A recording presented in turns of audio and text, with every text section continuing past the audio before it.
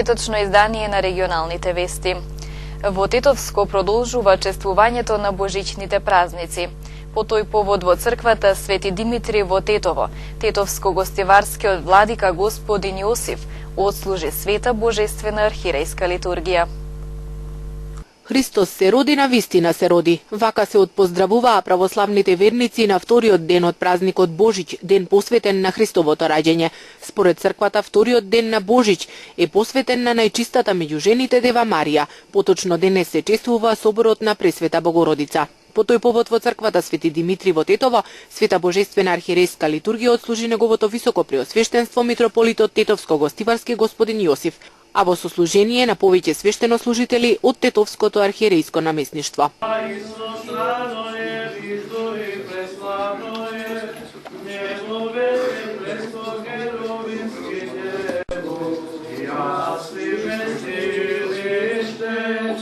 Тетовско-гостиварскиот владика господин Јосиф им ги честита божичните празници на верниците, а во својата беседа појасни од колкаво значење е телесната и посебно духовната подготвеност на верниците при чествување на празниците.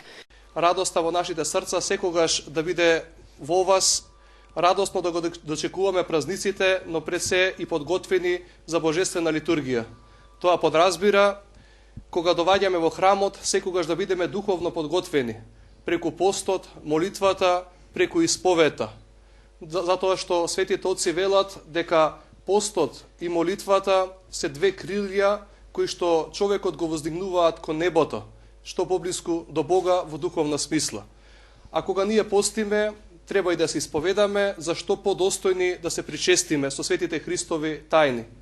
Замислете колку човекот убаво се осеќа кога ќе се избања, а пак колку уште побаво ќе се осеќа кога ќе се исповеда преку светата исповед, кога духовно ќе се очистиме. Затоа што кога примаме Христа во нашите тела и во нашите души преку светата тајна причесна, треба што почисти и почиста да биде нашата душа. Затоа што кога нас ни доаѓаат гости дома, гледаме што побаво да исчистиме нашата куќа, за да не се посрамиме од посетителите. Исто така треба да биде чиста и нашето внатрешна куќа, нашето срце, зашто подостојно да го примиме Христа, неговото тело и неговата крв. Денеска сме тука во храмот Свети Димитри, молитвено си спомнавме, принесовме бескрвна жртва, лебот и виното, кои се претворија во тело и крв. Си спомнавме за сите за здравје и спасение, но си спомнавме за сите оние кои што се упокоени, кои што се погребани овдека новија православни гробишта во Тетово. Апостол Павле вели: сите сме живи при Господа, нема умрени или пак живи, сите сме живи за Господа, затоа на секоја света литургија вие оставате имиња овдека, кој за здравје или кој за покој на душите. Ние на самата литургија ги спомнуваме тие имиња и ги ставаме во честната крв и велиме: измиги Господи гревовите на сите овдека спомнати. Значи Господ Бог нека се смилува за сите оние кои се помоливме за здравје и за спасение, но исто така и за покој на нивните души, Господ Бог да им дарува Царство Небесно и да најдат вечен мир при Господа.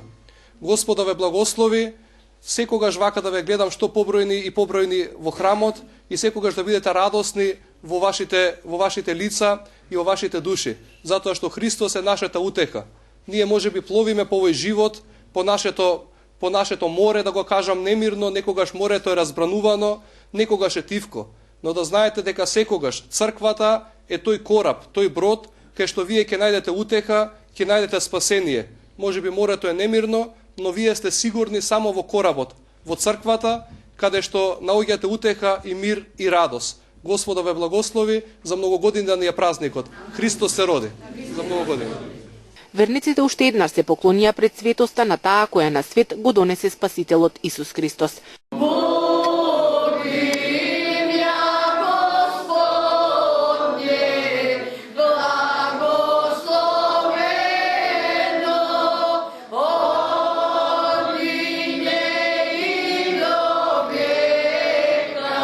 Празникот Собор на Пресвета Богородица црквата го утврдила веднаш после големите празници. за да се слават и учесниците во настанот што се празнува. Затоа денес по празникот Рождество Христово се слави Пресвета Богородица, зошто нечистата утроба на Марија беше единствена способна да го прими оној кој го надвишува се она што е создадено. Во таа смисла црквата ја нарекува Девица Марија вратата на спасението. По литургијата, како што е вообичаено, верниците ги посетија и вечните домови на починатите, моличи се за мир и спокој на нивните души. Откако во јавноста беше истакната иницијативата православните празници да се одбележуваат според Грегоријанскиот календар, од Македонската православна црква вела дека тоа нема да се прави.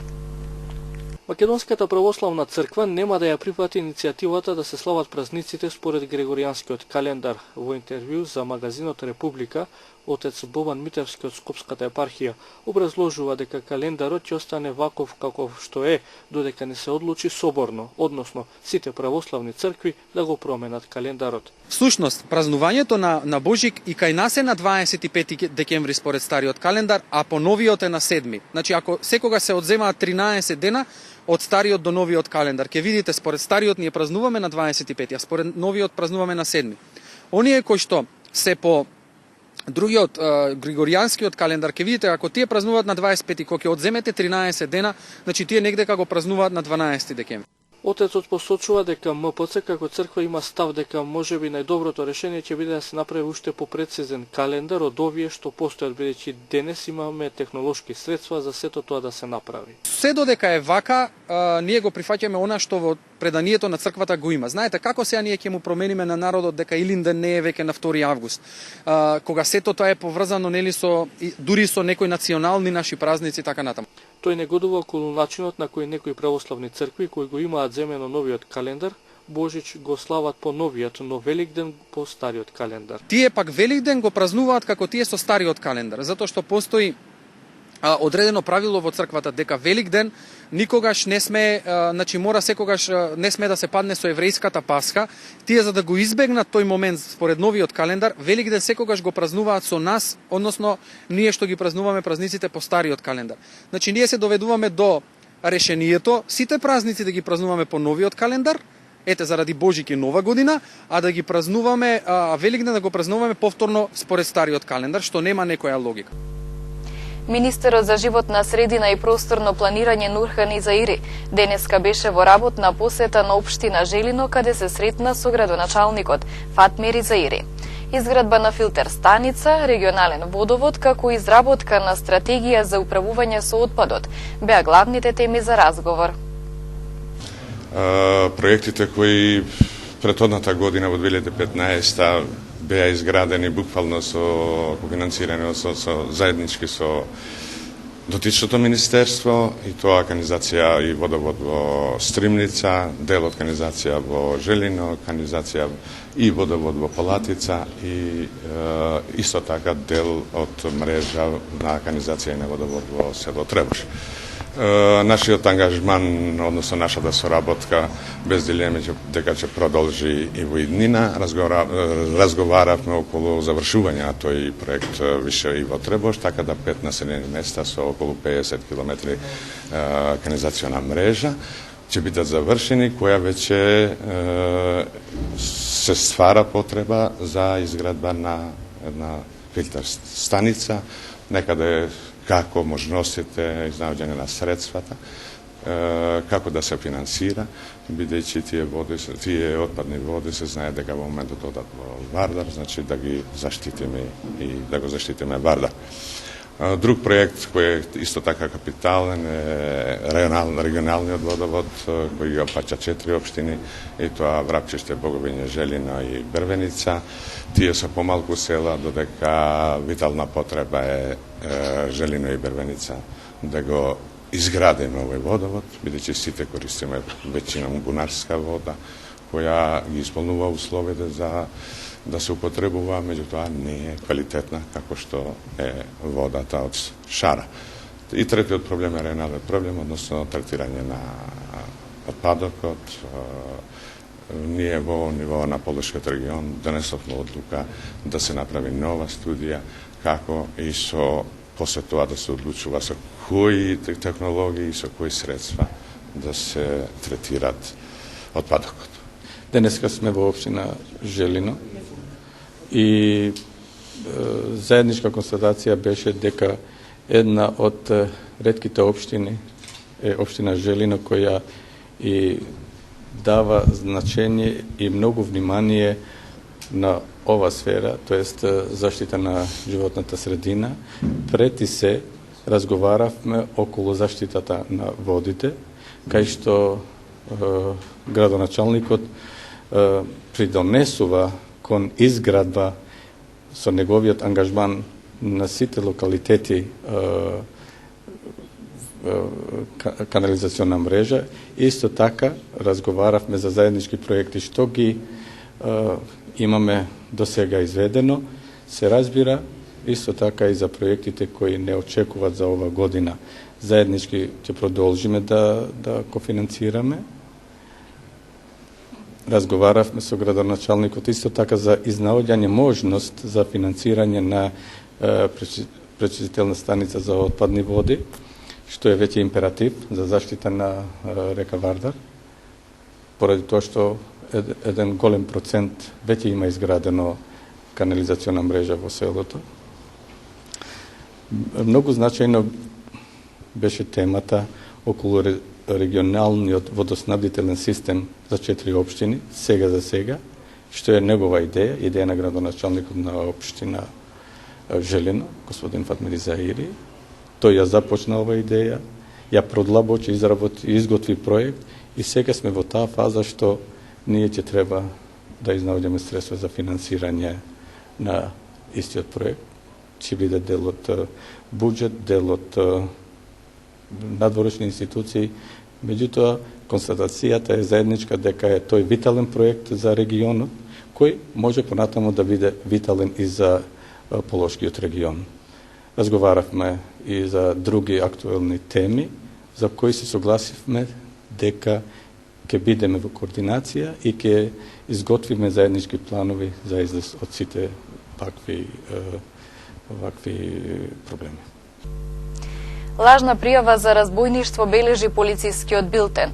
Приказната претходно ја смислил и лажно го пријавил разбойништвото, жител на Копанце кој во казино изгубил известна сума пари.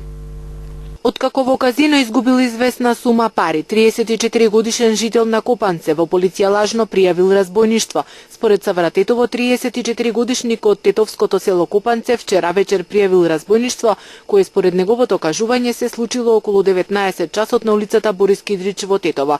Според кажувањата на пријавителот, во тоа време 3 лица од кои едното го познавал од порано, насилно го внеле во возило Голф, кое застанало на самата улица и му барале известна сума пари.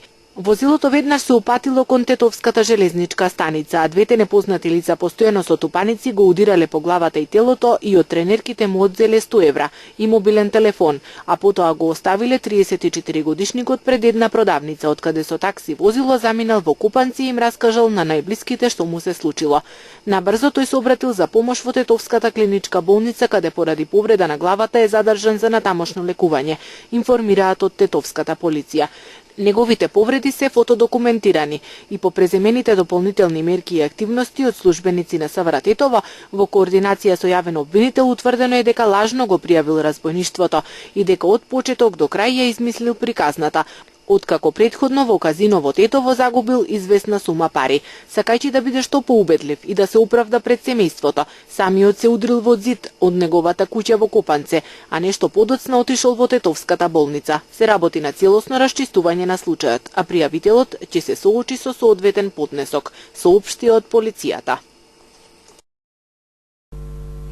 Од вкупно 2530 корисници на социјална помош во Гостивар, документите ги обновиле 2328. Периодот во тек е и разгледување и комплетирање на документација со потврдите, што Центарот за социјална работа ги добива по службен пат. Оние што не извршиле обнова автоматски го изгубија правото на помош. Околу 200 семејства на подрачјето на Гостивар го изгубиле правото на социјална парична помош затоа што не ги обновиле документите во предвидениот рок. Социјалците имаа време 1 месец да ја завршат задолжителната годишна обнова на документацијата. Од вкупно запишани 2530 корисници во Центарот за социјална работа во Гостивар, Оваа обврска ја завршиле 2328. Овој период се разгледуваат документите, се чека на некои од потврдите што ги добиваме по службен пат од Катастар, Агенцијата за вработување, МВР и слично. Во зависност од тие податоци ќе биде донесено решение за продолжување или прекин на помошта, информираат социјалните служби. Досегашното искуство покажало дека поголемиот дел од корисниците што ги обновуваат документите остануваат на листата на социјалци. Во гостиварскиот центар биле поднесени и 230 нови барања за социјална парична помош. За нив, освен проверка на поднесената документација, ќе се прави и теренска посета, за да се согледа дали состојбата е реално прикажана. Конечната бројка на корисници на социјална помош за регионот на Гостивар ќе се знае за 10 дена.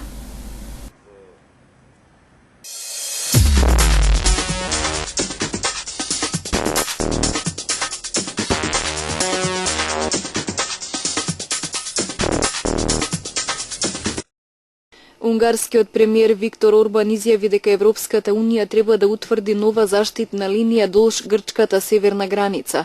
Според него, спогодбата со Турција нема да биде доволна за да ги запре стотиците илјади мигранти кои доаѓаат во Европа. Тој во интервју за државното радио истакна и дека Бугарија треба да биде примена во Шенген зоната на ЕУ, а Македонија треба да добие финансиска и друг вид поддршка, за да може да ја зајакне заштитата на границата. Белгиските власти соопштија дека полицијата пронашла 3 појаси кои може да се искористат за самоубиствени бомбашки напади, како и траги од експлозив и отпечатоци на осомничениот за терористичките напади во Париз, Салах Абдеслам во стан во Брисел. Според обвинителството, полицијата извршила претрес во станот на 10 декември. Станот, како што наведуваат од обвинителството, бил издаден под лажно име кое најверојатно било искористено од некој од осомничените, кои беа уапсени во Белгија за поврзаност со нападите во Париз. Германските власти соопштија дека идентификувале 18 баратели на азил меѓу 32 осомничени за насилство за време на прославата на Нова година во Келн. Министерството за внатрешни работи соопшти дека повеќето од кривични дела, кои биле документирани од полицијата, се однесуваат на кражба и телесни повреди. 3 случаи биле поврзани со сексуални напади, но полицијата се уште не ги пронашла одговорните. Насилството во Келн предизвика револт во земјата. Нападите вржени во Келн и Хамбург за време на новогодишната прослава не биле изолиран инцидент само во Германија. Слични напади се регистрирани во Финска, Австрија и Швајцарија, а сценариото било многу слично. Големиот шумски пожар што избувна во поширокиот реон на Перт во западна Австралија го опустоши малиот град Јарлоп. Според локалната полиција, 3 лица се водат како исчезнати. Ветрот што дувал во текот на ноќта со брзина од 60 км на час го распалил огнот и го забрзал неговото ширење. Огнената стихија уништила повеќе делови од местото, вклучувајќи и повеќе јавни згради и објекти. 4 пожарникари се повредени, а 1 возило за гаснење е уништено.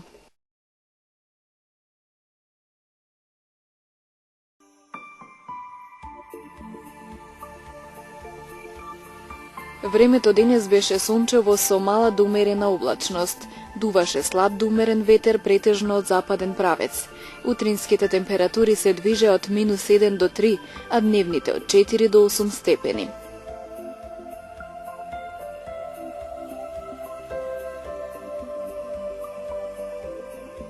Времето утре ќе биде сончево со мала до умерена облачност. Повеќе облачност ќе има во западните делови од земјава.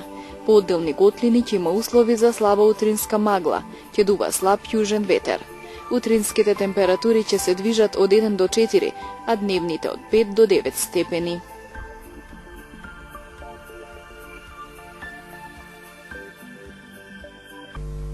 Го завршуваме и ова издание на регионалните вести.